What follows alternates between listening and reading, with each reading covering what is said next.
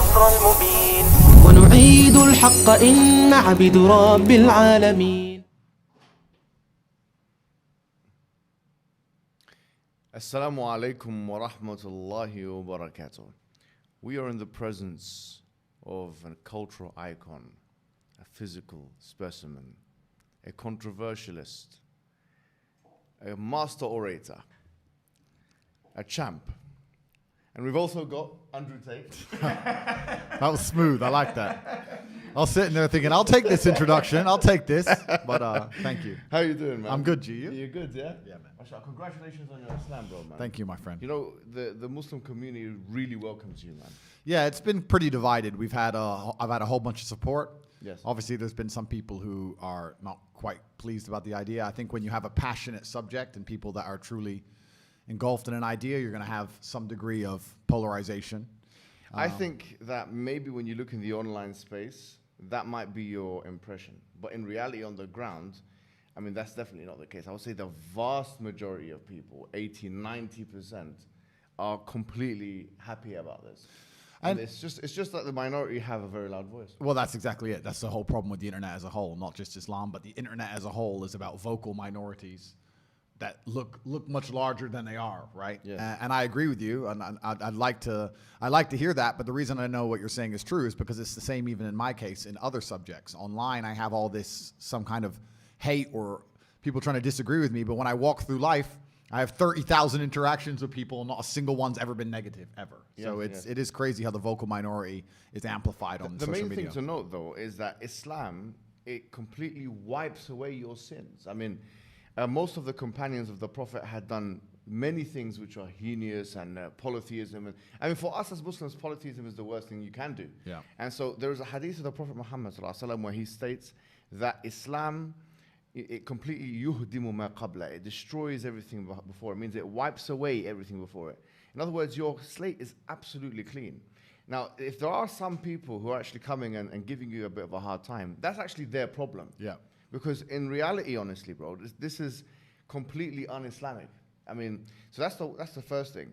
There's actually a verse in the Quran, interestingly enough as well, which says that if you become a Muslim, إِلَّا مَنْ آمَنَ تَابَ وَآمَنَ وَعَمِلَ صَالِحًا, whoever repents and believes and does good works, then God will يُبَدِّلُ اللَّهُ سَيِّئَاتِهِمْ حَسَنَاتٍ, that God will change their bad deeds into good deeds.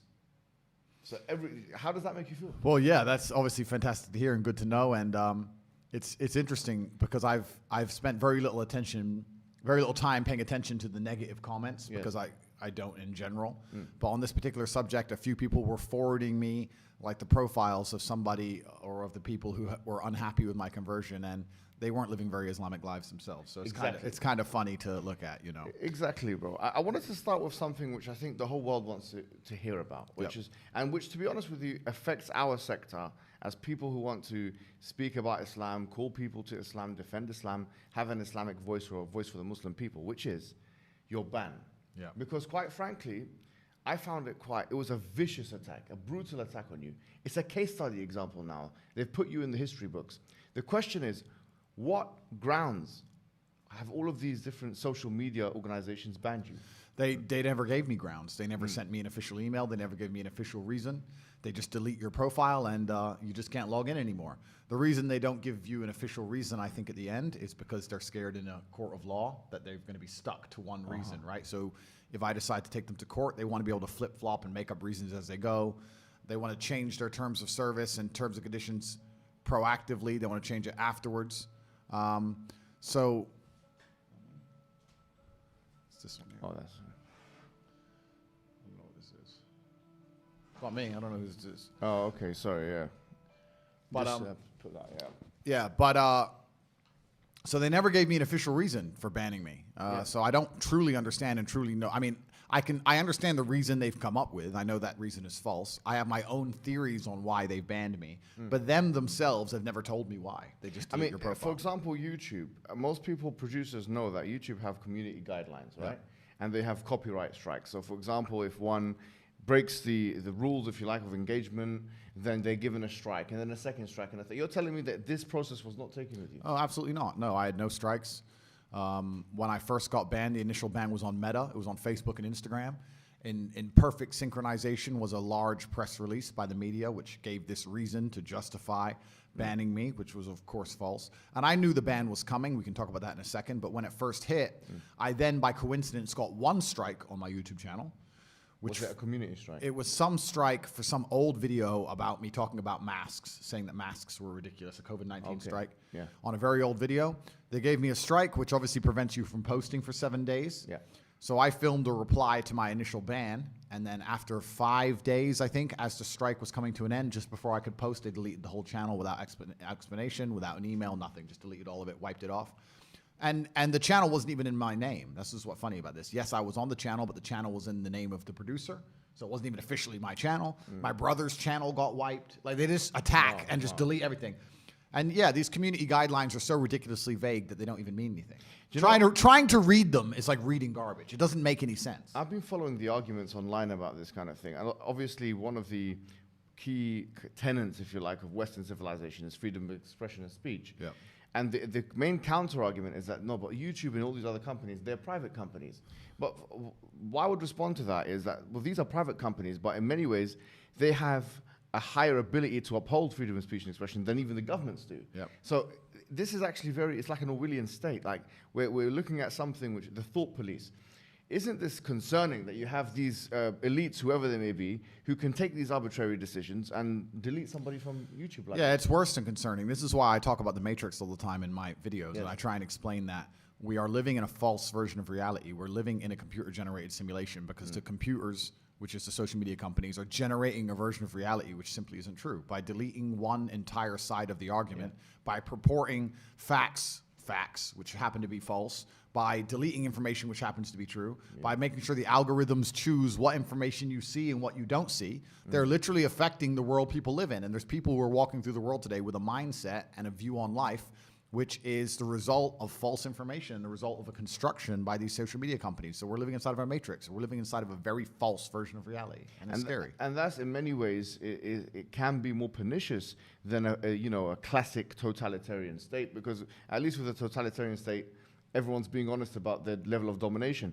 With this kind of thing, it's like, it gives you the illusion of freedom, do what you want, but then we'll control the narratives in other ways. Yeah, exactly. And I also think in most totalitarian states, like, I don't think freedom of speech exists anywhere on the planet, but I do think inside of some states, you know what you can talk about and you know what you can't talk about, and it's pretty clear, right?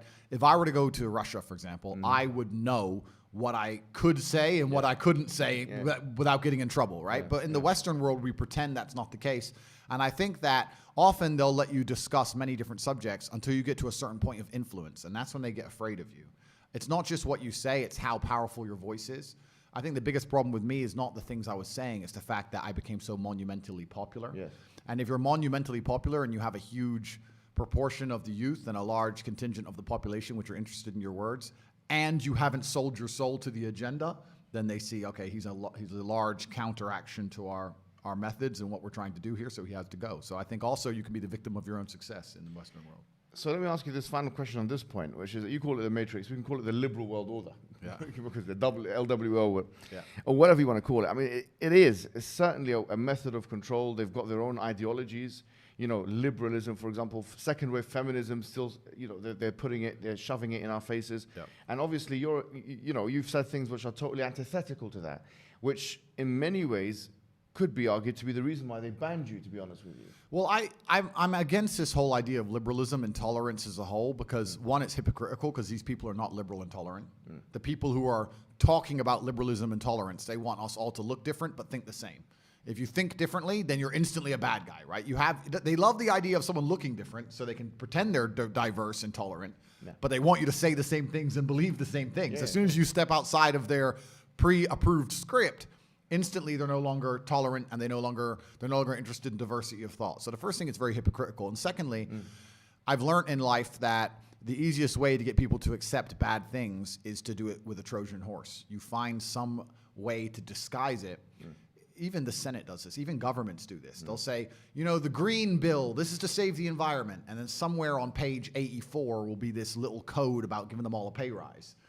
And you don't want to look like the bad guy who says no to saving the environment, Yeah, of course. and they just sneak it in, right? Yeah, So yeah. it's very difficult. If you vote against saving the environment, you're terrible. And the media talks about how you didn't want to save the environment, and you have to sit there and try and explain on page 84, the MPs are trying to get an extra 45% money, and you're already on a back foot. And this is how they do it. They do everything with Trojan horses, and it doesn't matter what you want to name, even agendas that are pure of heart, simple things. They end up being weaponized and Trojan, like you just said, second wave feminism and liberalism, all this crazy stuff. But the number one most dangerous one is this idea of tolerance. To sit and talk about being tolerant sounds like such a good thing that it's very difficult for someone to sit and say, no, I am an intolerant person. Now you look bad. But when they say tolerance and push tolerance to the point where absolute degeneracy must be accepted, That's the point, yeah. then you're a better person to not be tolerant. You can't be tolerant of degeneracy. You can't be tolerant of your own children seeing things they shouldn't see. You can be tolerant of the destruction of society. If they're going to sit here and say that, no, tolerance is the best thing ever, and then Trojan horse it and destroy the way humans interact, then I don't think tolerance is a good thing. Well, I mean, that's the thing. They've hijacked the phrase and they've used it in their own context. There's one particular political thinker, his name is Mumbai. He said something very interesting. He said that the West has not acted morally consistent. They've only acted strategically consistent. Yep. And so it's tolerance when it's within your own borders or within a certain subsect of people, but then it becomes whatever it becomes, a colonizing mission or a civilizing mission when it comes to, the Iraq War, for example. Completely. If you look at all of Western foreign policy, I mean, they'll talk about we need democracy, we care about freedom. They come up with all this garbage. But the truth is they'll support any side they want to support, regardless of whether they're democratic, regardless of what team they're on. They don't, you absolutely not nailed it. It's just about strategy at the time. And they have no true morals or true moral fiber. They'll just sit there and go, what's the strategical best decision? And they'll get it done. And yeah, that's Western foreign policy, and I think it's the same across basically the entire Western world. But this idea, when I hear people talking about tolerance, it just, when I hear it, I know what they're trying to do. They're trying to say, this is evil, this is bad, but you're intolerant because you don't like evil. And there has to be a point where you stand up as a man and society stands up and says, yes, I'm intolerant of certain things. If someone broke into my house and tried to just start making dinner, I'd be like, whoa, who are you? Like, be tolerant. No, I will not be. Who the fuck is this guy? It depends on what food is cooking. Right? Well, I mean, there has to be a line in the sand. Yeah. And the reason they keep talking about tolerance, diversity, inclusion, tolerance is not because they care about different people of different races or different beliefs. Certainly not beliefs, because you're not allowed a different belief. That's the number one thing. But it's because they want you to just sit down and swallow the pill and allow yourself to be brainwashed and not stand up for anything. That's all they want. Isn't it ironic that they use tolerance as a way to try and manipulate you? Completely. That's exactly what they try and do. In fact, and it's funny, I'm trying to think of an idea which is purported and accelerated by the mainstream media machine that isn't an attempt on manipulation. Like every single thing that they jump behind and they try so hard to get you to believe in is a manipulation attempt. I'm trying to think of one that isn't. Why else would they waste their screen time? Like, they're sitting there. These people are smart enough to understand that the internet's coming and people are spending more time on independent medias and people are learning more information from each other, and they're slowly, I mean, I don't want to go into the subject. We can talk about the last few years. They still have a grip on the world because they proved it, right? But with the common cold, but still, they're sitting there going, okay, we have this mass media machine. The average person only watches 6 minutes of our propaganda a day. They can't waste those 6 minutes, my friend. Like, they need to go, what's our agendas? Let's get to the point. What do we need people to believe about X, Y, Z? They can't be sitting there telling us the truth. That's a total waste of time. Absolutely. I wanted to ask you now, because this is the hot topic, especially in the Muslim community, about your conversion. So tell us the story, like what happened exactly. Well, I think a lot of people who've been following me for a while understand that I've been very respectful of Islam for a long time. Yeah, sure. I was born in a Christian country. I was raised as a Christian. And I've always been very respectful of Islam. And it's become more and more obvious to me and more pertinent that Islam is the last religion on the planet. When I talk about Islam, because I'm new to it, I'm a little bit careful, right? Because I'm new to it. I'm certainly not a scholar. There's so much I need to learn. I know I'm on a learning journey. I'm not here to sit here and talk scripture. I don't know those things yet. I'm here to learn. But and we're here at your assistance. Thank you, bro. Thank you. Honestly. Thank you. But it's just, for me, it feels like the last religion on earth. I feel like there's no other religion. People say to me, why did you convert? And I said, I don't really feel it as a conversion. It's almost like I knew God was real and now I've become religious. And they say, well, you were religious before. I was like, religious before how? Christian? What does Christian mean? Like, who's not a Christian? You go to Christian nations and everyone says they're a Christian. Look how they live their lives. Go into the average church. Is anyone actually fearful of God? Anybody? No. The girls are out on Saturday night drinking and then they turn up to church because their parents made them. Like, there's no substance to the religion. And also, Islam very closely reflects my personal beliefs. Through my personal life, I've learned that if you don't have standards and you're not a strong person who's prepared to defend his ideas, you'll be crushed. Yes. And we look at most religions in the world today which are not prepared to defend their ideas. What's happened to them? They're just getting crushed. And now we have Christianity as an idea which has basically said, well, we can't set any firm rules because everyone will just quit. So instead, let's make it so easy to be a Christian that nobody has to put any effort in. Yeah. And then accept everybody no matter what. And hopefully we can keep the church doors open. That's not God to me, you know? Yeah. God to me is strong. God to me is something to be feared. Yeah. God to me is someone that people are afraid to mock. Yeah. God to me is someone that you have to go out of your way to prove something to. God to me has red lines. Yeah. Like, God to me represents the Islamic faith. The Christian God to me, I don't see God. I can't explain. I don't see anything there. So to me, it was the only logical choice in the end. Alhamdulillah, man. I mean, as you're saying this, I'm sure many people are like ecstatic and extremely happy. It's a great thing for everyone, honestly, because, you know, just anyone coming into Islam is you know, the Prophet Muhammad ﷺ told us better than the world and everything in it. Yeah. But imagine now somebody of major influence. I mean, you're the most Googled person on the planet. I'm not sure if you still have the top spot. I think Putin might have beat me as of last week. But I think it's between me and Putin at the moment. But I don't want to lose to Putin. Look, Putin's the big G. I don't want more enemies. Like, it's fine, Vladimir. You can have it. I never thought I'd hear you saying that statement. Yeah. Putin beat me last year. Right? Yeah. I think we're certainly the most Googled. But no, it's definitely something beautiful. And a lot of people have, you know, you'll be surprised at how many women as well. Like, because obviously the accusations of misogyny and stuff, which, you know, but a lot of women, alhamdulillah, especially in the Muslim world, they're absolutely happy. In fact, let me tell you a story. Just before I came here today, one particular woman, I can't reveal her identity, but she's working as a school teacher in London.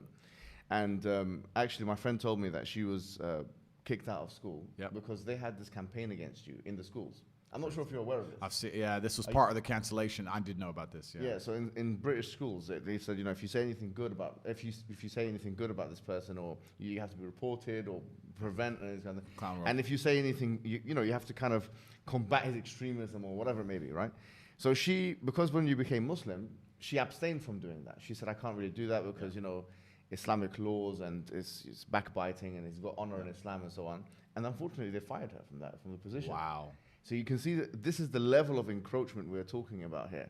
So, and this shows you that the level of fraternity that exists, and not only the fact that, you know, when you're looking at Twitter or whatever social media, it's not a representation of what's really happening on the ground. Of course. And I mean, that's crazy to hear. And what's most crazy is, the fervor behind this idea that I'm somehow extremist is truly clown world.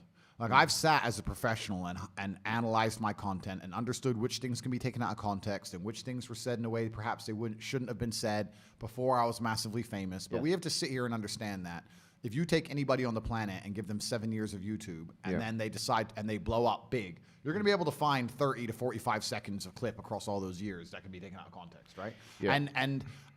And it's truly crazy because they sit and say, oh yeah, but you know, the young boys are watching your stuff and they don't truly understand all of it, and there's nuance that's missing. And my argument is very simple. My argument is, well, one, you're taking small clips out of context, and two, there's not a single piece of content on the internet that a 14-year-old boy can't misunderstand. Name someone who's producing content on the internet that you would be 100% happy for a 14-year-old to drill artists, and so they're saying. I mean, I live in an area I'm not going to mention the names of the artists, but they're talking about going to this person's house and killing him. And killing him in the middle of a knife crime epidemic. Yeah. We have Lil Nas twerking on having sex with the devil in his music videos. Really? Like, we're going to sit here and talk about how children can be impressionable young children, and I'm sitting there saying there's no way I'm the worst person on the internet. No, that's not why they deleted me. The difference for them is, as you've mentioned, on those fronts, it doesn't matter to them because it's like, okay, they're consuming our hedonistic products or whatever it is. That doesn't change their worldview. Whereas what you're saying is ideological now. You're challenging the status quo of the LW, of the liberal world order. You're challenging second wave feministic notions. You are challenging some liberal notions. You are challenging ideas, commonplace ideas of tolerance. And George Orwell said it very well. He said that the more a society moves away from the truth, the more it hates people who speak it. Absolutely, and you're right. And I think even the basic things I teach, because some people have said to me, Andrew, all you teach about is personal responsibility, motivation, working hard, getting up and doing the right thing. I said, that's the absolute, those are the things they're most afraid of. If you teach people to have standards for themselves and to be morally strong people and to know right from wrong, then they can't brainwash you. Yep. So that's what they're most afraid of. They're most afraid of young men waking up and going, no, I don't believe that. You have to believe it. No, I don't believe it. I don't want to. And I want to go do this. I want to go to the gym and be strong, or I want to believe X, or I want to be a moral person. They genuinely have a problem with baseline morality. Yes. Yeah. Understand? When some people recognize when I converted to Islam that there was a time I was an atheist. There was a time when I was atheistic. And the reason I am now so absolutely certain that God is real is because I've seen evil. I've seen shaitan. I've seen it. When you see enough evil, you realize that there must be an equal and opposite force. And there are people out there in the world today doing the work of the devil, genuine demons, who are trying to destroy the baseline morality that's inside of all of us. We're all born with some kind of morality, and they're trying to destroy it. And that's exactly the Islamic understanding, that we believe that you're born with something called fitrah, which is the initial goodness. You're born with an innate belief, receptivity to believe in one God. Yeah. And then that is corrupted. In fact, there's a prophet, hadith of the prophet, where he says, كُلُّ مَوْلُودٍ يُولَدُ عَلَى الْفِطْرَةِ. Every born child is born upon this initial goodness. فَأَبَوَاهُ يُهَوِّدَانِهِ أَوْ يُنَصِّرَانِهِ أَوْ يُمَجِّسَانِهِ. And then his father and mother, or his parents, they socialize him into Christianity, Judaism, Magiism. So the idea is that everyone is born with this initial goodness and this initial will or want to believe in God, one God. And then, as you mentioned, I mean, it's what you're mentioning here is profound, because you're mentioning a central doctrine in Islam. But it's and this is why perhaps I found God the way I did, because I understood all these things first, and then I saw the Quran, and it confirmed so many things for me. Like even the conversations I've been having so far, so many things have been confirmed, and it's amazing the knowledge that's inside of it, which is so applicable today. For an old book, right? It's supposed to be old, but it seems so timeless. But it's truly amazing. But you're totally right. And the baseline morality, I don't think most people understand that when they're doing this under the guise of tolerance, when they're saying be so tolerant that you no longer believe in right from wrong, they're not doing that to make society a better place. They're doing that to empty your brain so that you have no resistance to the slave mind programming. They want to get you to a point where if they tell you the sky is green, you look at with your own eyes and you see blue, but no, the sky is green. That's what they want, so that you have to have nothing in your brain that can prevent that. If you have God, if you have, no, I believe this is right and wrong, if you have personal responsibility, if you have self-accountability, if you're a person who sticks up for what he believes, all that's bad to them. They want all of that gone so they can tell you the sky is green. And I don't want to say too much because I don't want the stream to end, but they're going to tell you something much worse than the sky is green. They're going to tell you something else. And they're trying to program us all into slaves, and it's scary. I remember when I was in my undergraduate days, and I was reading a particular book by this guy called Jeremy Bentham, who became the spiritual forefather of J.S. Mill, who is the father of social liberalism of today. And I remember reading this because it was so powerful, because it linked to something I read in the Quran. He said that, you have two gods. He said you have the God of pain and you have the God of pleasure. And I thought, this is so interesting. The Quran states, أَفَرَأَيْتَ مَنِ اتَّخَذَ إِلَهُ هَوَاهُ. Have you seen the one who takes his own desires as a God? And because now there is no transcendental force that we can look up and, as you say, venerate. Now we're forced to be slaves to the system, we're to our own desires. The Quran has another verse which I think is so powerful, and it connects very well with what you're saying.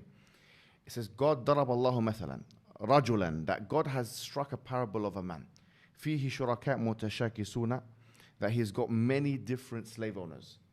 ورجل سلما لرجل, and another kind of man who's only got one slave owner. God is basically telling us in the Quran that you've got one example of one individual who's got multiple slave owners and another one with just one. He says, هل يستويان مثلا, are they the same? So here the idea is, as Rousseau said it, he's a liberal philosopher, he said that man is born free but everywhere in chains. this is the order. Because if you don't have that God to worship, then you're going to end up having to worship to everything else. And the whole part of the Shahada which you took, which is Ashhadu an la ilaha illallah wa ashhadu anna Muhammadan Rasulullah, the true meaning of that, La ilaha illallah, is that there is no God worthy of worship except for one God. Yep. Which means that your desires or the system or these people that want to control us, the problem is they're not worthy of worship. The only one worthy of our subordination and submission is the creator of the heavens and the earth. There's no one else. I agree, and I completely agree, and I've agreed with this for the longest time. You know, I've never been to like a music concert, and people ask me why, and I said, I just look at it and I feel embarrassed. I look at someone up on a stage dancing around, and I look at hundreds of thousands of peasants in the crowd, just yeah. I'm like, it's I feel cringe. It's like secondhand embarrassment when I see these festivals and everyone's losing their mind, or these music concerts. I genuinely feel embarrassed for the people who go, because to me that is a form of worship. Like, you can listen to the music at home for free. You don't have to wait in that line and stand out in the cold. Like, I don't know. Perhaps it was a bit extreme, but I've always known that they're trying to give us false idols to some degree. And when I speak to atheists, they go, oh, I don't believe in God. But they've signed up so hard to the liberal woke agenda. They're as religious as anybody, but they're just believing in the wrong things. They're believing in degeneracy, and they're believing in the work of the devil. So humans always need something to believe in. And it's a great thing you said about your own desires. It's like, one guy I was talking to since my conversion says, it's interesting that somebody with everything, all the Western world, everything somebody could want, has now converted. And I said, yeah, because even before my conversion, I understood that hedonism is a black hole, and you can never fill it. You're never going to be able to have enough girls to be happy with girls. You're never going to be able to have enough money to be happy with money. You're never going to be able to, drink enough to be happy with drinking. Like, it's a black hole, and you can pour endless things down it, but you'll never fill it up. And you need to have some degree of self-restraint. And I've always been a very disciplined person. I've never made mistakes. But certainly, the higher power is going to give you more satisfaction in your heart than endless insanity. Absolutely, because I did see a clip of you making the same points. You were saying that, I've done all of these things. Because the accusation is, well, you are the poster child of hedonism, right? Say this guy, you're talking about. Sorry to interrupt you. Yeah. But what's annoying about that is I'm absolutely not. That's what's so annoying about that, because I know so many people of my net worth. I will sit here and say on the podcast before everybody and before God, voila. Never slept with a prostitute or paid for sex in my life. I don't gamble. I've never taken a drug in my life, never tried steroids, never tried weed, never tried cocaine ever in my life, ever. Never. Yeah. Like, I drank a bit of alcohol, smoked some shisha, smoked some cigars, and spent most of my life as an athlete, working hard, 12, 14-hour days making money. But I look after my family. So for me to be, they go, you're the poster boy of hedonism. I say, I know so many people who do so much worse than me.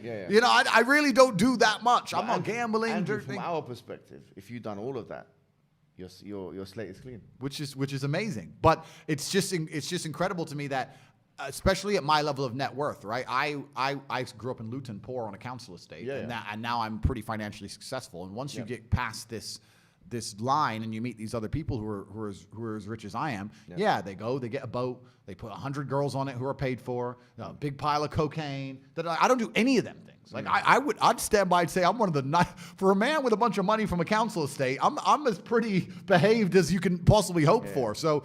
No, I feel that in you. Obviously, you were in your previous life. You were the world champion in kickboxing. That requires a certain level of restriction, discipline, and these kinds of things. I do think that this is kind of like a misconception. Yeah. I mean, people think that it's part of your marketing. It's probably self-induced marketing. It's part of your marketing engineering strategy that you've engineered yourself as, this is my life. But in reality, though, is it fair for me to say that if something doesn't have proper meaning and purpose for you, you won't really enjoy it? Yeah, I think a lot of people, in fact, the number one thing I hear from people who meet me in person is, I've had so many people meet me and they're like, you surprised me. I'm like, why? Like, you just work and you just sit on your phone, or you just work on your laptop, and like, they thought I'd be this crazy guy running around being crazy, and they realize I'm extremely restrained. I'm very careful about everything I do. What's your routine like? Okay, so it's a good question. So I wake up whatever time that happens to be. What time do you wake up?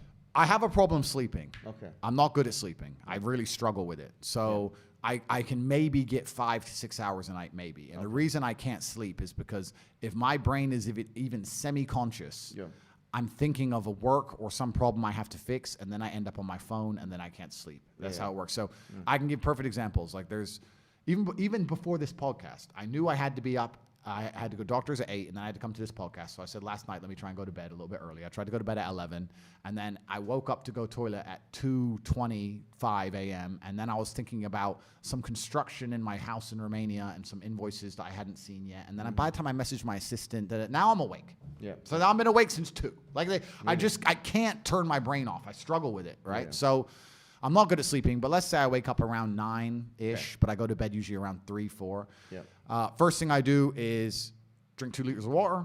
Then I train. Every day I train for about... What do you do? I train for about 30 to 45 minutes a day. I don't train... What is it? What kind of training is it? It depends where I am because I travel so much. Right. So if I'm in hotels, you kind of got to do what you can do, right? Okay. So mainly it's weights now. I don't box as often because it's inconvenient. Like if I was training for a fight, it's different. Yeah. And I was sparring a couple days ago. I still got the move. No one can hit me, so I'm still got it. Yeah. But so usually about 45 minutes, I tear through a bunch of weights. I just go as crazy as I can, get that out of the way. Yeah.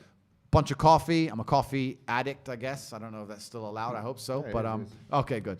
Because I love caffeine. I believe caffeine's a miracle drug. So I'll have 2 or 3 coffees, another 2 liters of water. I only eat dinner every day. I don't eat breakfast. I don't eat lunch. Yeah. And then from there, it's just completing tasks. I have something to do. I have a podcast with you to do, or I have somewhere to go, or I have to go. Maybe sometimes it'll be something good, like pick up a new car or a new watch. But if not, I promise you now, I spend every waking second on my laptop or staring at my phone running the empire. That's all I do is work. Life to me is work. Life to me is work at the point now, sleeping's work. I only sleep because if I don't sleep, I wouldn't be able to work. Wow. If I could work without sleeping, I wouldn't sleep. People look at my life and they, especially you're right, with the marketing, they see the cars, they see the boats, they see girls, etc. And they're like, oh, wow, he's living this crazy life. And then they get around me and realize that, yeah, we're on a boat. Yeah, there's hot girls. Yeah, it's a yacht. But I'm on my laptop and I'm working. That's it. That's all I want to do is run the empire because it gives me a sense of purpose. So it sounds boring to say, but all I do is work, my friend. That's it. Wow. That's it. When I finish this, we'll talk, we'll have a bit of food, etc. I'll get in the car, I'll go back, and I will work until my next appointment. That's it. I just work. That's all I do. So it's kind of funny because people say to me like, "What's the secret to getting rich?" And I'm like, "It's easy if you don't do anything else but work." I don't have any. My only I'm trying to think of what even hobby I have. I love to drive. What is the secret of getting rich? That's a good question.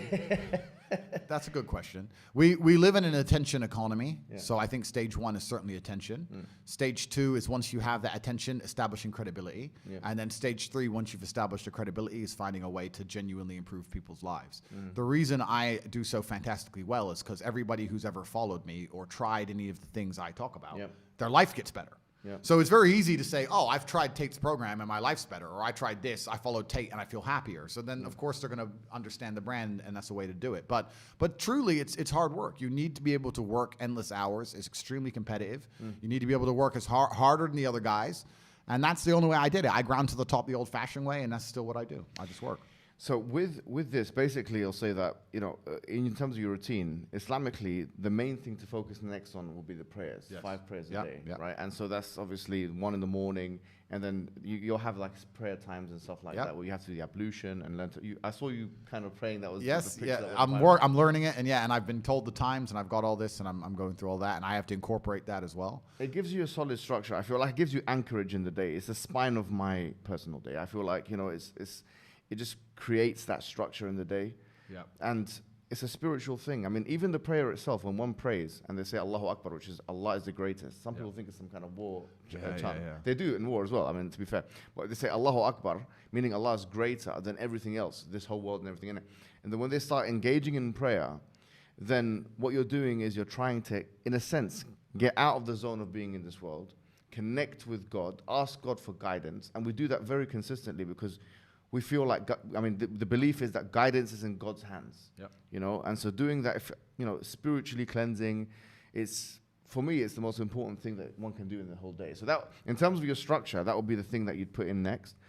But I wanted to ask you about something else now, which I think is something you're known for as well, in terms of speaking about these things, is your gender positions, okay? So this is, a lot of people have controversy with you, accuse you of misogyny and all these kinds of things. Yeah. I mean, let's say now, maybe as after you've become Muslim or even before, what are your views on gender? Like, how would you summarize your views on gender? I would summarize my views on gender being very simple and stating the fact that I think that the genders are different. I think we have different strengths and weaknesses. I think men are better at some things than women. I think women are better at some things than men. I think when we work together as a team, that makes us the most powerful force on the planet. I think the biggest problems with the world today is that everybody is trying to pretend that they're interchangeably as good as each other at the same things, and that's destroying the teamwork. It's very simple. If I was an accountant and I met a tailor, I'd say, okay, you make the clothes, I'll do the accounting. And then as a team, we have a very profitable business, right? If we were to turn up and we were to decide, you know what, I'll do half the accounting and you do half the accounting, and you do half the tailors and I do half the tailors, where our tax bill will be a mess, the jackets won't fit, like it'll all fall apart. I don't know why it's so confusing for people to sit there and understand and go, yeah, women have certain strengths and weaknesses, men have certain strengths and weaknesses, and when we both understand them, both accept them, and work as a team, then we're a complete package, and this is why God created us to be different. If we were exactly the same, we wouldn't need each other. This is what makes us need each other. That's a powerful statement. This is why we need each other. We wouldn't need each other. That's right, and this is what people don't understand when they sound misogynistic or I say bad things. I'm like, no, absolutely not. I'm talking about the differences between men and women so people understand that men need women, and women need men. And that's what creates beautiful families. That's what keeps society functioning. And as soon as you point out the differences between the two genders, they're going to attack you because they don't want men and women to need each other. That's one of the things they really don't want, because the number one thing that will inspire you to resist against total tyranny is protection of your family. They don't want the family unit in terms of the nuclear family, because otherwise when they come to your door, the devils and the demons, you're going to stand up and say, no, my wife and children are inside. They don't want that. They want you to just be hedonistic and not really have anything of value and nothing worth fighting for and defending, because then you'll accept the slave programming and accept whatever they want you to do. But yeah, my views on gender are very, very simple. I think that we're slightly different, but together we're ultimately powerful. And pointing that out has somehow labeled me negative by this vocal minority of psychopaths. And it truly, and I say psychopaths because they truly are. They're psychopaths, these people. They're truly destructive. And when I look at the people who have the most hate for me, who say I'm the most detrimental to women, if I look at their lives, none of them are happily married. A lot of them aren't even into women. They swing a completely different direction. Like, these people, why are you pretending you care about a masculine man's views on females? Why do you pretend you care when I say I want to protect and provide for my woman? If she doesn't want to work, she doesn't have to work. I'll take care of her in that way, and she'll take care of me in another way. Why are you pretending that offends you when your relationship with women in your own personal life doesn't even exist? And if it does, it's awful. I'll tell you what's going to happen now. As we're agreeing and talking now, some people, especially some feminist people that are influenced by feminism within the Muslim community, say, look, this is exactly what we feared. He's not holding him to account. He's not speaking to him about the wild statements. The truth is, I'll say this: I don't actually feel like I need to judge you, because, quite frankly, Allah has already wiped away your sins. Any statement that you made before about women, or anything that you've done with women before, once again, it's not my business to judge you upon that. So that should be the Islamic position. However, let's say for the wider community, right? Because at the end of the day, we do want you to kind of not reintegrate, especially not in the matrix. Now, alhamdulillah, you're out of the matrix, let's say, fully out of it. Islam is totally out of the matrix. That's why they hate it so much. Some of the comments that you've made, I haven't got a list of them. What are some of the comments that they accuse you of making, and what is the context of these comments? So the two that they accuse me of most is where I said a woman is a man's property, which is the first one. And the second one that they try and get me with is where I said a woman should bear some responsibility for being sexually assaulted. Both of them are massively taken out of context. I'd like to explain them. When I said about a woman being a man's property, I was talking about the idea of biblical marriage at the time, Christian marriage. I was saying that the man walks, the father walks the bride down the aisle, gives her to the groom, she takes his last name, and he is now responsible for protecting and providing for her till death do them part. She joins his family, right? She belongs to him. Oh no, so you're saying she's property? I'm saying she belongs to him. All right, so it's a semantical issue. It's a semantic issue, correct? So you're not necessarily saying that he can buy and sell her. Absolutely not. I'm saying that he is responsible for her, and he must protect and provide for her. That's this one. But I never even said the word property. They said the word property at me. Really? Right? So I said that she belongs to him. Because the exchange I saw is between you and Piers Morgan. Oh, yeah. And he was just being obnoxious. I don't even know how... You can see the man was insecure. That's how I psychoanalyze him. I'm not, a psychiatrist, but I think he's just insecure. He felt like he had something to prove. He was, he's of a certain age, of a certain weight, a certain disposition, and there's people when they see you and him together, that's enough of a victory for you and enough of a loss for him just to see you two, side by side. But as his face was becoming red like Peppa Pig, and he was getting more and more angry and interjecting every second, he was mentioning these points. This is the only thing that, from my perspective, I felt, okay, maybe he has a point here. Sure. But as you've explained it, if you mean by property X, Y, and Z, we don't actually mean property then potentially we say, look, this is not the best wording. Yeah. It's not the best wording. Absolutely. And what you didn't mean by that is, she's some kind of commodity and object. Correct. Absolutely not. In fact, quite the opposite. I was trying to say how important she is and how she must be protected and provided for. Okay. And it was taken completely out of context and weaponized against me. And it's very similar with the other comment of how women should bear some personal responsibility for being sexually assaulted. I'm not saying in 100% of cases that sexual assault couldn't have been prevented. I'm not saying sexual assault should happen. In fact, I'd argue that I'm more strict on the idea of rape than the laws. I think these people should be executed. I think it's disgusting, completely and utterly disgusting. However, I think it is asinine for us as a society to sit here and pretend that if a woman goes out, takes drugs with a man she doesn't know, goes to his house without telling her brother or her father or telling anybody, and puts herself in a position of absolute vulnerability, that she has zero responsibility. So it shouldn't happen to her. Of course. It's disgusting. Yeah, of course. But also, I shouldn't get robbed if I walk down the street with $1 million in the middle of the night. So but it can. So I must think ahead. What you're effectively saying is that if there are certain situations where the probability of sexual assault for women increase. In fact, for example, the WHO itself, I was looking at, they had this whole, probably the most compendious thing on rape and sexual assault, and they were talking about different countries, and the one thing that they said, which the West has more than other places, is stranger rape. And actually, one of the reasons why could very well be because of this culture of intoxications, of clubbing and these kinds of things. So it increases the probability. I think it's a very reasonable argument to say, well, this increases the possibility of stranger rape. Now, obviously, they're going to come back and say, but the way you said it, of course they're going to do it's it. victim blaming. But they're going to say it's victim blaming, and they're saying I'm going to be advocating for rape, and they're going to be saying I said it's okay, which is all garbage. It's all nonsense. Yeah. I'm trying to explain to people in a very realistic fashion that we live in a world which is not ideal. We live in a world where everybody understands that stealing is wrong, but some people still steal. This is why we lock our cars and lock our houses. Absolutely. This is why we protect our certain assets and our money. This is why I will not walk down the street with a gold watch in London at 3 a.m. by myself, because I don't want to put myself in a position where there's a higher probability of something bad happening to me. Yeah. And I'm just saying that when it comes to this one particular crime, because it's so heinous, and it is heinous, absolutely, and certainly every perpetrator should face the absolute full punishment from not only the law, but God himself. But they sit and pretend that there's zero personal responsibility involved. And I'm just saying that there are some scenarios, not all, but in some scenarios, the woman has made it so easy for something bad to happen to her. And I'm saying we should teach them not to do that so that we can protect them. And the reason this whole subject came up is because I was talking about if I'm a man and I'm responsible for my woman and I want to protect her, and somehow we got on the subject of rape, and this was on a podcast 3 or 4 years ago. I said, the number one way I can protect my woman besides being beside her is teaching her to make smart decisions when I'm not around and making sure she's smart and doesn't put herself in bad positions. And this feminist was saying, yeah, but people shouldn't rape. I was like, I agree.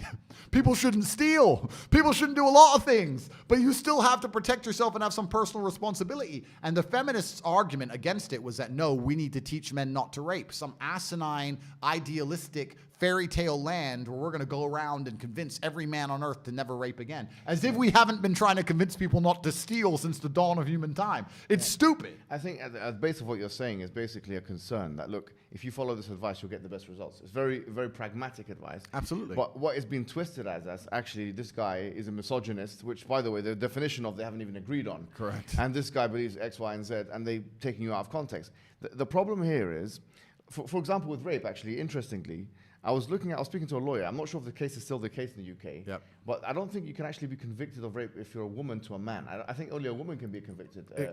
Which is funny enough. Another thing that was interesting when I was arguing this point, I was arguing it saying, listen, you've made this a gendered argument because you're a feminist.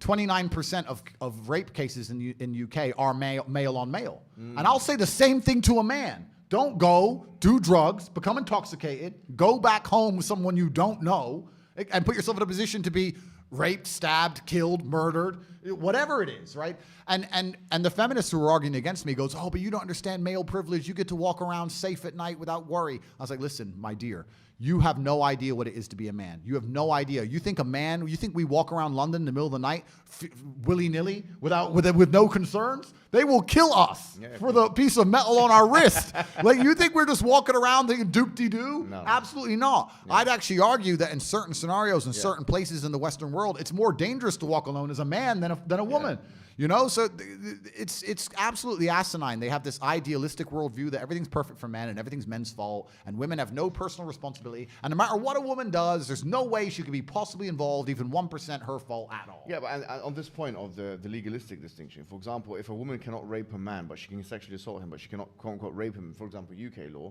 why are the feminists not arguing for equal rights on this point? Because feminists don't want equal rights. Yeah, it's not equal rights. It's what we want is we want entitlement. It's an entitlement scheme. But the point is, really, I think you are a proponent of traditional family, aren't you? Absolutely. At the heart of it, you've always said that, despite everything else. Absolutely. I'm a proponent of traditional family, and I'm a proponent of polygamy as well? Yeah, well, I'm a proponent of traditional roles, and the reason for this is because I actually think it makes humanity the most competitive. Yeah. I think that the world functions best and we're the most competitive as a species the closer we are to our original natural gender roles. And I think if you were to take 10 men and 10 women, yes. Let's say we have 2 planes, right? Both have 10 men, 10 women, both crash on an island. And if you had 10 men and 10 women who fell into their gender roles, and the women started, foraging, and the men started hunting and building, and the women, made blankets, and the men found animals to kill, and we fell into our gender roles. And then you have the other island where all 10 of them, it's all mixed up and everyone just does whatever they decide. And not, I don't have to do that because I'm a man, you do it, etc. I feel like the island where people fall to their gender roles are more likely to succeed. I think if you go I think if you go to societies where life is much more difficult than it is for us because we live blessed lives, they are very, very ingrained to their gender roles because they understand the only way they can survive as a tribe or a species is for the men to do X and the women to do X. We both do what we're good at, and this makes us the most competitive. And I feel like if you want to have a stable society and a competitive society, and when I say competitive, I mean competitive in all realms, including safety, including having as many children as possible, not even competitive in a combative sense. I'm just talking about having enough kids to beat the reproduction rate, which we're failing to do in the West, and everyone being able to walk around without getting hurt. I think the way to do that is to be inside of our gender roles. I think that's the way it is. And I grew up in a place where the world was very different. I'm not even that old. I was 35, but I grew up in a completely different world. Like if a random man, a stranger, a neighbor, yelled at me as a kid, my dad would be like, yeah, yell at him. Like we were scared of our elders. Like my dad went to work, my mom cooked and cleaned, and looked after us kids. Like I grew up in that world. And people now are just trying to completely throw it out the window, and they seem surprised that society's falling apart in front of our very eyes. Yeah, absolutely. There's a verse in the Quran that actually says something quite similar to what you're saying. It says, وَلَا تَتَمَنَّوْا مَا فَضَّلَ اللَّهُ بِهِ بَعْضُكُمْ عَلَى بَعْضٍ. Do not wish what the other one has. لِلرِّجَالِ نَصِيبٌ مِمَّا اكْتَسَبُوا وَلِلنِّسَاءِ نَصِيبٌ مِمَّا اكْتَسَبْنَ. For a man is a portion from what he has earned, and for a woman is a portion from what she has earned. And وَاسْأَلُوا اللَّهَ مِنْ فَضْلِهِ, and ask God from His bounty, meaning do not attempt to encroach on the other person's role. Yeah. Like men have been given certain things that women have not been given, and vice versa. Yep. And it's interesting that you talk about this case study example of islands, because quite frankly, I was looking at some statistics, and from the 1960s, where the second wave feministic movement became very widespread, until now, there's been studies that have been done. The biggest one is one called Blanche Flower and Oswald, which happened between the years 1970 to 1990. It was a longitudinal study. And you'd expect that after all the implementation of legislative change and stuff like that in America and the UK and elsewhere in the West, that women will be having a better life and that they'll be enjoying their times. But the conclusion of the study, after they've interviewed 100,000 women, this is the biggest study that I think has ever been done, 100,000 women, in both the UK and the US. The conclusion was that women have a deteriorated situation. And in fact, even like the heads or the mothers of second wave feminism, like Betty Friedan, who wrote The Feminine Mystique, and others, even Germaine Greer, in 1963 she wrote the book Feminine Mystique, and then afterwards she wrote another book which people don't study in schools. She said it herself. Wow. She wrote a book called The Second Stage. She said, I'd done sociological experiments in the 70s, after the 60s, after the changes that have been done in the 60s, and I found that in the 70s, women were more depressed. Yep. 1/3 of women, she states this in her own book, she says that 1/3 of women were worse off. It was really interesting. There was actually a magazine, very famous magazine, that done a poll on women. And they said, it's called Top Satre magazine. And they found that 79% of women that responded said that they would quit work if they could tomorrow. Yep. 80% said that work is causing them psychological pain and distress. Yep. So in other words, this whole idea of prioritizing careers over motherhood and over being a wife and stuff like that, the experiment has already been done in a sense. Absolutely. And it's been done for the last, 61 years, or 62 years, let's say since 63. And in that time, what we found has been a tremendous failure. Of course. Which has impacted women's mental health, their physical health, it's impacted families. One more thing I will say is that I was talking to one guy who's he's done demographic stuff called Nicholas Wolfinger. Yeah. And I asked him what families are most stable or whatever, by way of the children turn out to be most educated, and they're away from delinquency and criminality, these kinds of statistics. He actually said religious families, obviously nuclear, traditional families, religious families. So we have the data to show that families that take this traditional role are clearly advantaged. They advantage women, they advantage children, they advantage men. Absolutely. So it is the model. And now you're saying something which is against it. Clearly it's not in their economic interest. Yep. And so is it the case that because of this they're cancelling you? Yeah, I think it's because I'm trying to stick up for the baseline morality of humanity. It's interesting what you just said earlier as well from the Islamic point of view, that we're born with an innate good and an innate understanding. Yeah. I think that women innately, maybe the world has convinced them otherwise, but from my experiences, the only thing that satisfies them is becoming a mother. Absolutely. And nothing else is going to fill that hole in your heart. No amount of Sex in the City, Starbucks, makeup, Instagram likes, career, all this crap. There's a reason you are sad. And the reason you are sad is because you should have been a mother 8 years ago. And this is why you feel miserable inside. And this is something that females are born innately with, and society is trying to convince it out of them. And that's why you have so much confusion in the world today. And like you said, this is why they ended up being less happy after this liberation than they were before. And I'm not saying that women shouldn't have free choice. I think women should absolutely be allowed to do whatever they want. But they should sit and understand that the matrix and the system, the propaganda machine that they're sitting and digesting is trying very hard to convince them to move away from their natural instincts. When you sit and watch Sex in the City about some 49-year-old woman with no kids who's having a great time and is 0% depressed on her 58th fucking dude that month, and you're sitting there watching it, they are trying to program you. And most women don't realize the level of propaganda they're existing under. This also goes back to the earlier point I made about Trojan horses. Because this is how they do everything. Feminism was about give the women the vote, right? Then they sneak in all this other insanity. Let's not allow women to have kids. Let's try and convince them not to. Let's convince women not to respect their man and make him feel like a man in his own household. Yeah. Let's convince women that they can physically attack a man on the street and they have no disadvantage at all because they're just as strong as a man is. Yeah. Let's convince the women of this insanity, but we'll Trojan horse it in with feminism. So if you say, well, I'm against feminism. Oh, you don't want women to vote? No. It's the same thing they did with the Green New Deal, right? We want to save the planet and sneak the money in. So you have to also understand, and I wish people were more perspicacious that could understand that any agenda that the mainstream media is purporting, any agenda they're trying to make you swallow, there are hidden agendas and hidden back doors in all of it. There always will be. And it doesn't matter whether it's passport for a particular injection. It doesn't matter if it's ideology. It doesn't matter what it is. They're trying to give you the surface level understanding that you can't disagree with, so that all the things you don't like come in, right? And that's the scary thing about feminism. A lot of it is just a simple explanation that it's in the economic interest of the West and the elites. And it's no coincidence that second-wave feminism really took off after World War II, where the infrastructure of these countries was damaged, and these guys were bringing immigrants from all these countries now. That's why we've got so many immigrants and so-called immigrants, people from abroad, ex-colonies or whatever, in the UK or whatever it is. They needed women in the workforce, so this was a convenient ideology, but which has now taken a Frankenstein form, and which has endangered women, endangered children, put women and children both in a very bad predicament. You're saying something opposite to this. They're saying if this guy gets too popular, we're going to lose money. Oh, completely. It's not even just lose money. I think it's more sinister than that. I think they're going to lose influence, and influence is the number one thing they care about. The reason that they push feminism so hard, a lot of people understand, is so they could double the tax bracket. They wanted women to work so they could double the taxes. But I think the other reason they did it that a lot of people don't consider is that in the modern world, in the world you live in today, in the West, you don't raise your children and you don't own your children. You've had these children, I like to believe, because you're in love with your partner and you want to replicate yourself and purport your worldviews. And the way you view the world, you want that to be instilled in this child. That's not the case. They wanted the woman at work, because if the woman's at home, she likely agrees with the worldviews of her man, and that means the children are being raised by the mother, and they're likely to adopt those worldviews. In the modern world, where they convince a woman to get a job, the man to get a job, they inflate the currency so nobody can exist any other way because it's too expensive. The parents are out working all day. The school and the internet and the matrix raise your children. Your children go to school all day and be told things that you may not want them to learn. Yeah. Then they sit on the internet and read things and watch things you may not want them to watch. Yeah. You talk to them for 10 minutes at the end of the day and they go to bed. You're fighting with your 10 minutes against endless hours of the most entertaining programming,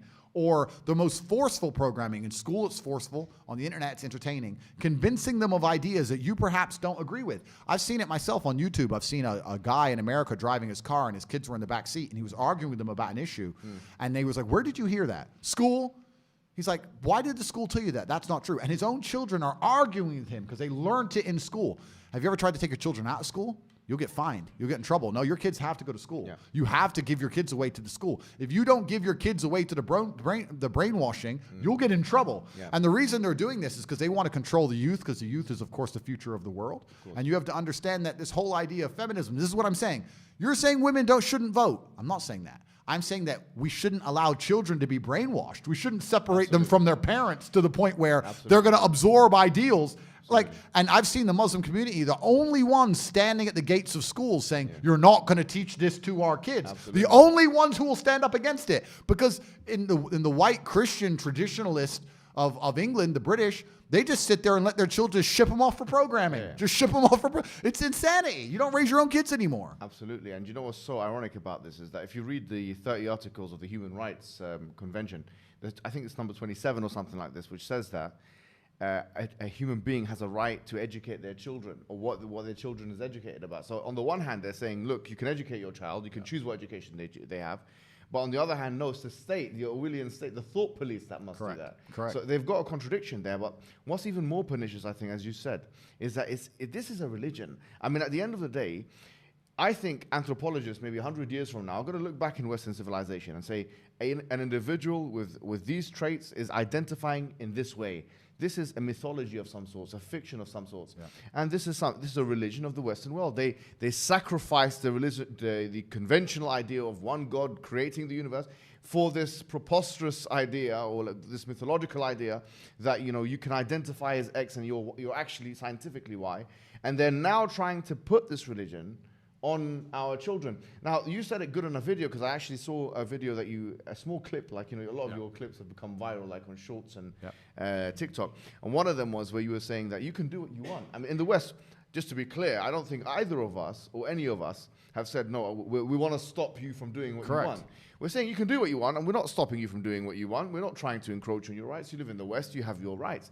But what we're saying is that the red line is the children. Absolutely. They need to understand anybody with any idea, and we don't have to talk about particularly sexuality because people get offended for it. Let's talk about something benign that makes it a lot harder for them to cut me up and misconstrue me like they always do. Let's talk about orange juice.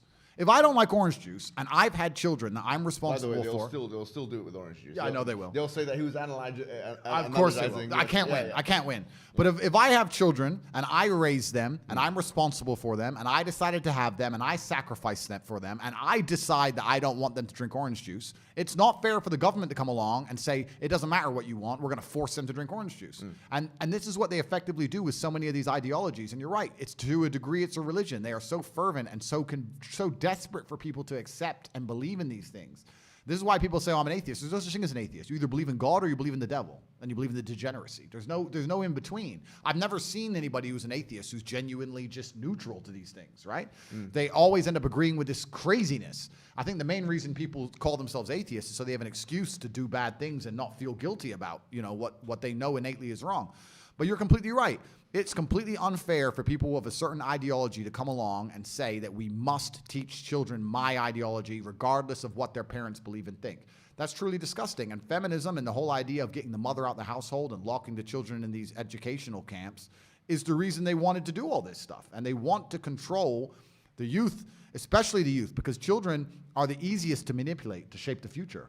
And they're trying to shape the future of the children so that they are very good at ignoring their own innate moralities and also very good at ignoring their own eyes. When you said earlier about X and Y, I perfectly understood you, and we're on YouTube, so we'll have to talk very carefully. But if you can convince somebody that a giraffe is a horse, and you can convince them that even if they look directly at a giraffe, that they know that their mind tells them it's a horse, regardless of the fact that they can see a giraffe before their very eyes, then they are completely open for all forms of slave programming. Once you get people to ignore their eyes, well, then the game is complete, right? So this is purposeful. This is done on purpose. No doubt. I was doing at one point. I did a part of my postgraduate on gender studies, and I was speaking to this person on the lift, and she said that the penis is a social construct. Of course it is. So I said, okay, well, no problem then. On that logic, rape is a social construct. Yeah. Because I mean, it's the same thing. If you take your belief to its logical conclusion, then it actually leads to things that you don't want to happen. For example, if you say that racism, so if I can identify as a black man or a white man or whatever,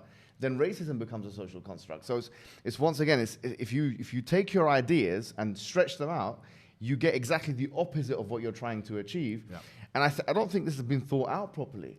But these people don't think, and this is what's amazing. It shows what privileged world we live in. They don't think, because their ideas, the reason they don't think is because their ideas aren't tested. When your ideas are tested and challenged, you have to find a way to rebut and prove your ideas to be true. The reason their ideas aren't tested is because of censorship. If you argue against these ideas, they delete the other side of the argument, which means we now live in a false version of reality because one side of the argument is completely decimated and deleted. Hence, the computers purport the matrix, and this is exactly where we are. If we could freely talk and argue against these points, they'd be gone.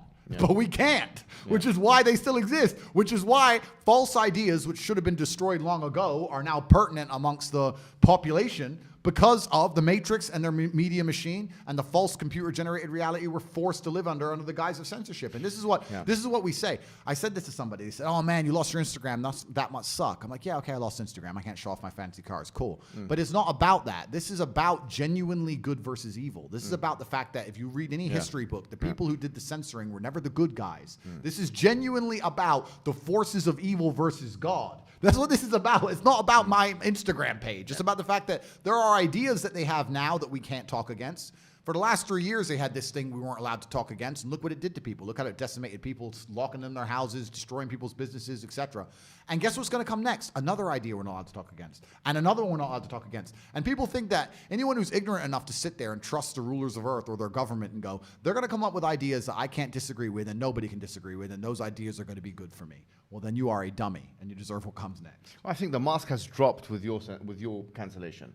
Because at the end of the day, with your cancellation, it's as if they couldn't contain themselves. It was as if they made a mistake. Yes, I would like to think that. I would like to think that we've now reached a critical mass, and I was perhaps the last person needed to truly show the agenda behind how these people work. I think it's a perfect storm of the fact that, one, the things I talk about, they proved me completely right.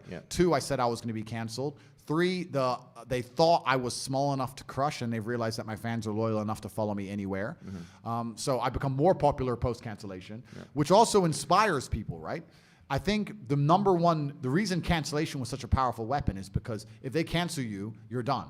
But once I prove that's not the case, then people are going to go, you know what, this is such an important issue, I'm going to tell the truth anyway, because if they cancel me, I won't be done. I think with you it's a bit different because, I mean, you don't have a company or a program that if you cancel, then you lose all your customers. You are the product yourself. I mean, they can't change your face or try and get rid of you. Well, they can try and maybe they will. And that's the only thing I will say about being canceled. In terms of being canceled, I'm more popular than I've ever been. I've now moved over to Rumble, which is a YouTube competitor. Rumble.com/Tate Speech. You can speak with absolute freedom. It's just as good as YouTube. I encourage everybody, anyone with a YouTube account, you can go to Rumble.com. You can back up your entire account with a few clicks of a button. It will download all your videos, upload them all automatically. Get that done because YouTube will vanish you like this. So that's Rumble, where you can find me. But the only bad thing about being canceled is you have 3 strikes. First, they try and shut you up and lie about you and hope you'll be quiet. And if that doesn't happen, they try and put you in jail for something you didn't do. And if that doesn't work, they kill you. So when you lose your first strike, that is kind of scary. To know now that, okay, they've told me I must be quiet, and I'm not being quiet.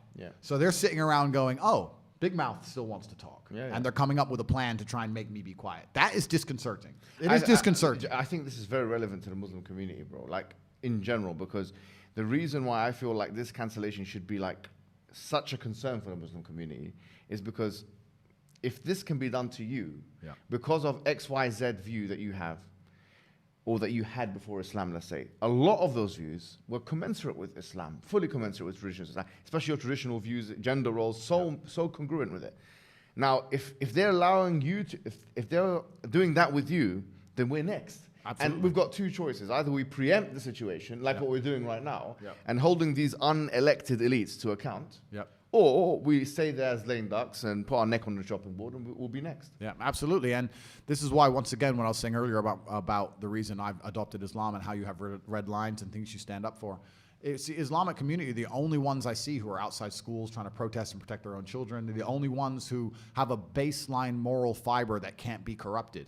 We're here in Dubai, right? You could walk outside and find a construction worker in the heat for $300 a month. If you offered him $1 million to denounce Islam, he wouldn't do it. He could not be bought. And let me say something else as well on that. Do you know, we talk about hypergamy, which I agree. Almost all the studies, like this one by King and stuff like that, shows that hypergamy is a real thing, right? That women will marry, across and up dominance hierarchies. However, there's one thing I'll say about Muslim women, right? For the most part, and no study has been done on this, but from my own experience, I'll tell you this for a fact. If you go to 100 Muslim women, 1,000 Muslim women, and tell them, look, you've got this millionaire, but he's not a Muslim. He wants to marry you. For the most part, I believe that they will reject that offer, which shows you a certain level of loyalty that we have as a community, that we have as Muslim people, which is inspired from the Quran, to be honest with you. كنتم خير أمة أخرجت للناس. You are the best community that was sent from the people, and that the Prophet told us about these kinds of things. And it shows you, quite frankly, the strength of the Muslim community based on faith, a transcendental idea. And so that's one thing. One other thing I will say is, what you are, I consider you as a perpetual optimist. You're an optimistic person. And even post your cancellation, you can tell it did affect you. You're a human being. Bad things affected the Prophet Muhammad sallallahu alaihi wasallam. In the Quran it says وَتَخْشَى النَّاسِ, and God is speaking to the Prophet and says, don't fear the people, fear me. And you fear the people, don't fear them, but fear me. These kinds of things. It did affect you as it would affect me, as it affect anyone. But what I continued seeing with you is reasons to make it good. Perpetual optimism, and this is exactly Islam, because the Prophet Muhammad sallallahu alaihi wasallam said, or it was said about him in a hadith, كَانَ يُعْجِبُهُ الْفَأْلِ. He used to love optimism. Optimism is an integral part of Islam. It's always finding a reason why this thing is good. And that is because at the end of it, what is it? You're either your sins are being deleted from the Islamic perspective. When you go through a trial or a tribulation, your sins are being deleted. You're going through a challenge. It's strengthening your iman, your faith, your person, or it's putting you in a higher rank in the hereafter. We believe obviously in heaven and hell. We believe in these things as real constructs. We don't believe in these things as metaphoric or something like that. So we believe that it's only good things, really, if you consider it. And so in many ways, one can see why a religion like that would suit someone like yourself. I mean, you mentioned Khabib Nurmagomedov before, and you mentioned he's got training and then he's got praying and training and praying. And there's something else about Khabib which I think is really powerful, is that he represents, I think, a very virtuous thing, which is that he is both humble and confident. And that's where the virtue is. And at the end of the day, if you have that kind of mindset, a strong mindset, a disciplinarian mindset for yourself and for your family, I think that is, in many ways, it is the remedy for a lot of these mental health issues. Oh, absolutely. And I also think that God is pleased with you when you show him the beauty of his creation. I think that God is pleased with you when you work as hard as you possibly can and you do the best you can in anything you're going to attempt. God loves people who work hard and try hard. And in my own personal life, I can see that God is very happy with me when I give it 100%. And very few people give anything 100% anymore. It's very rare you meet somebody and if they're honest with themselves and with you and with God, say, I gave it everything I had. They gave it some, they tried a bit, they got demotivated, they got distracted, they got tempted. But when you truly give your 100% to something, I think that makes God very happy with you. And I think he rewards us for that. What would your advice be to somebody? Because this is one thing that you're credited with even by your enemies, right? your detractors. They say that, you can say what you want about him. Even Piers Morgan said that, but, you've given confidence to young men. Yep. There's a lot of young men now, young women, that require that discipline. What kind of advice would you give them, practical advice? Yeah, I think that you have to live. There's a lot of practical advice I can give. Yeah. In terms of the religious sense, I would say you need to live like God is always watching. You may have the opportunity to do something bad, or you may have the opportunity to steal some money or snake somebody, but in the end, you're going to pay for that, and the bill will be paid. I think if you do the right thing, in my experience, if you're a person who does the right thing, firm handshake, is on time, doesn't lie to anybody, does what he's supposed to do, is honest with a good heart, is genuinely polite to everyone he meets. If you are that person, you get very far in life. I've yet to meet people who just do all the simple things right who completely fail at life. But I've met a lot of people who snake or steal some money and they get really rich, then they lose it all, or they get rich and end up a gambling addict or depressed or etc. So you have to just understand that God is always watching. He's going to reward you in the end. That's the first thing. And the second thing I will say is that you are the sum of the 5 people you spend the most time with, and you need to curate your reality. I think the biggest problem with young people today is that they don't curate their realities heavily enough. The people that they want to spend most time with aren't adding any value to their lives, and then they end up wondering why they don't get anywhere. It's so interesting. As you speak, it's as if you're narrating hadith, because when you said God is watching, It sounds nicer in Arabic. When you say it in Arabic, it sounds. I need to learn that part. No, bro. honestly, there is a hadith that says that the highest form of faith is أن تعبد الله كأنك تراه فإن لم تكن تراه فإنه يراك. That you should worship God as if He sees you, because if you don't see Him, He sees you. Yeah. And on the friends issue, there's a hadith on that as well. Like that المرء على دين خليله, that the person is on the religion of his friends. Yep. So a lot of, like, as you say, this is I need to learn it all. And this is, I'll say this now, the thing that was most daunting for me about converting was the amount I'd have to learn. Yeah. That's what's scary. No, take it easy. That's what's scary about it, But I mean, I'm a fast learner. I'm not a stupid guy, but it's just like, okay, I have a lot to do. The Prophet Muhammad told us in the hadith, inna ad-dina yusr, that the religion is easy. وَلَا يَشَدَّ الدِّينَ أَحَدٌ إِلَّا غَلَبَهُ. No one tries to overburden themselves with the religion except that it defeats them. In other words, take it incrementally. Yeah, yeah. And, Aisha, one of the wives of the Prophet, she said that if the first things that had been revealed to the people was this is permissible and this is impermissible, people wouldn't have done it. Yes. So, the first things that came down in terms of revelation were the verses of heaven and hell and these kinds of things. So I would say take it easy. It's a journey. It's like kickboxing, Yep. You probably came in when you were a young guy, learning the roundhouse. Of course. It took you some time to kind of develop competence in that field. And it's like anything else. So it's an easy process, but it's a gradual process. What I wanted to speak to you a little bit about is conceptions of masculinity. Okay. Yeah. So I think you've been criticized with that as well, like the toxic masculinity. Supposedly, yeah. Which is such a vague term. It's almost like the community guidelines. What do you think they mean by that? Well, it's almost like the community guidelines of these social media companies, right? They give this stupid definition of a term, which basically can be applied to anybody and anything willy-nilly, deciding whether they like you or not. It's very vague. It's not solid. What they're trying to say is that you're overly masculine and that some of the traits which are innate inside of you as a man are somehow now bad for society or for other people, which is absolutely insane to even try and conceptualize, because it's asinine and it's childish, because like anyone with a brain understands that there are certain scenarios in life where particular qualities are completely applicable and permissible, and there's certain scenarios when they're not. To sit and say it's toxically masculine for men to be violent is stupid, because there are scenarios in life where you need a man to be violent. If someone breaks into your house, or if you go to war, or if you call a police officer. So it's not a matter of, a certain subset of masculine qualities being labeled negative, because these qualities exist because we've needed them for a very long time, and I argue we still need them today. It's only when it interferes with their interest, right? And only when it interferes with their interest. It's kind of funny.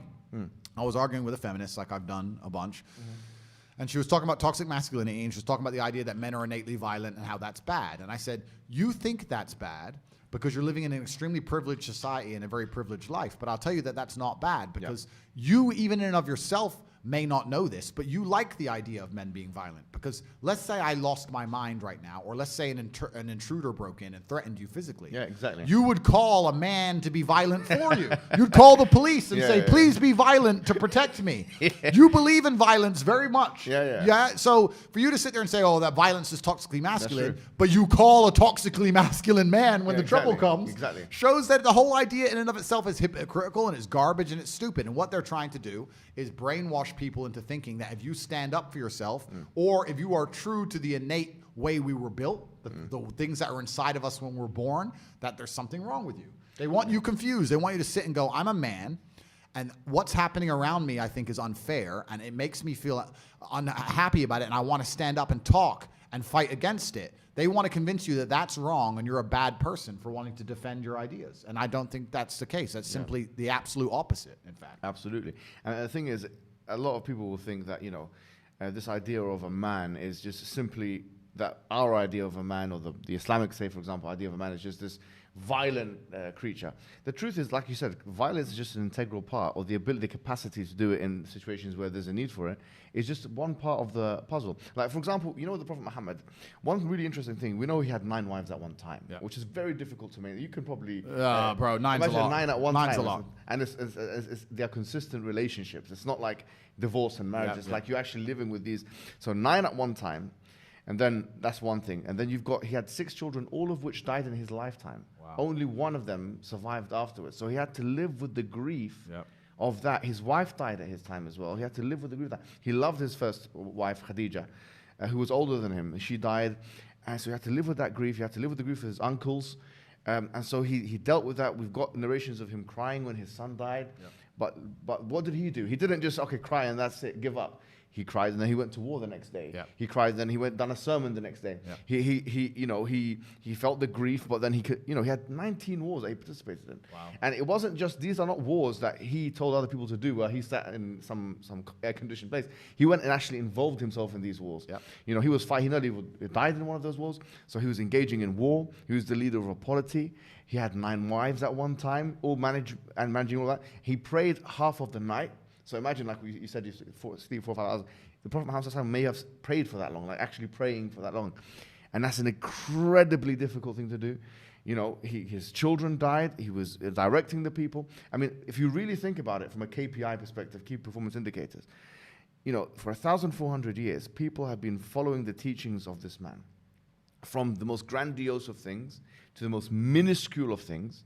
I mean, this is influence. And even Pantheon, I think, is one of the organizations that have ranked it. They've put him as number 1 because how could you not? How could you deny?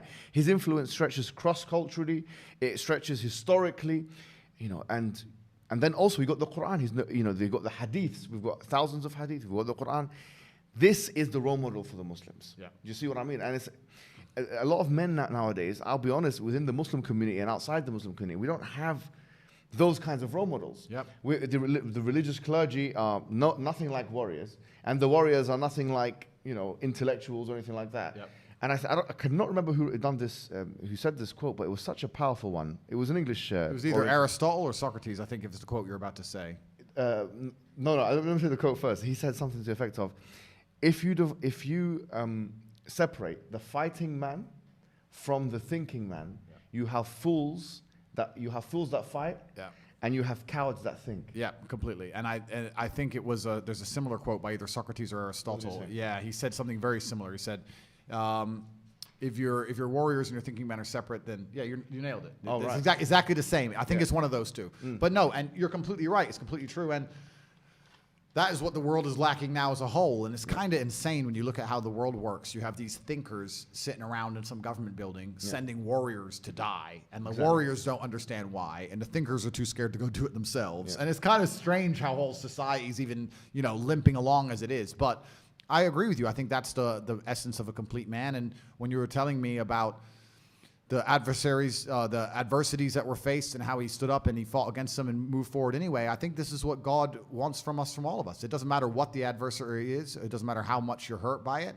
You need to allow it to motivate you to push harder and show your power and show your resilience. And it's almost like Even before I became Islamic, I very much understood that when bad things happen to me, this is a lesson from the universe or from God or from the Creator to stand up and show who I am and who I can be, and to take all of the pain and anguish and disappointment and heartbreak and all of this and turn it into a force I can use for good and to make myself a better person. And I think if you don't approach life this way, that you're always going to struggle, because life is hard for everybody. It's going to be hard. It doesn't matter who you are or what you do. You need to be resilient to it. And I think that Islam is a fantastic way to understand exactly how to handle adversities and move forward. So, well, I'm going to end in a second, but I just want to say one thing, which is that for those who don't know what Islam is a very, very basic religion, and it really is just a belief and worship in one God worthy of worship. As we've talked about today, it's not your desires, it's not the society, it's not the matrix or the LWO, the liberal world order. It's not any of those things. Really, it's just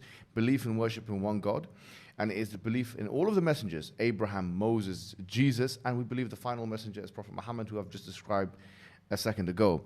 And if someone just believes in those two things, actually, for all intents and purposes, they're a Muslim, and then all they have to do next is start praying 5 times a day, which is what Andrew Tate has done. It's been a pleasure having you on.